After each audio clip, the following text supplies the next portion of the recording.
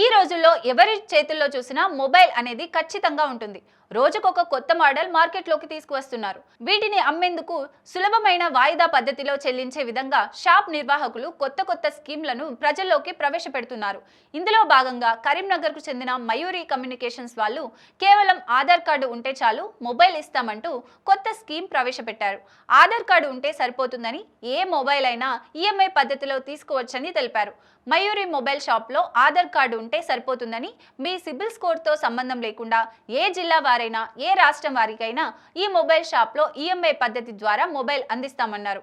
30% down payment కడితే చాలు సరిపోతుందని, మిగతాది సిబిల్ స్కోర్ లేకున్నా కానీ వీళ్ళ సొంత ఫైనాన్స్ ద్వారా ఫైనాన్స్ చేసి మొబైల్ ఇస్తామంటున్నారు నిర్వాహకుడు కుమారస్వామి.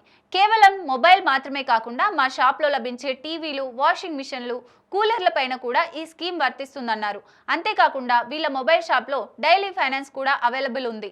మీ మొబైల్కి మంత్లీ ఈఎంఐ కాకుండా రోజువారీ ఈఎంఐ కూడా కట్టవచ్చని మొబైల్ షాప్ యజమాని కుమారస్వామి వెల్లడించారు.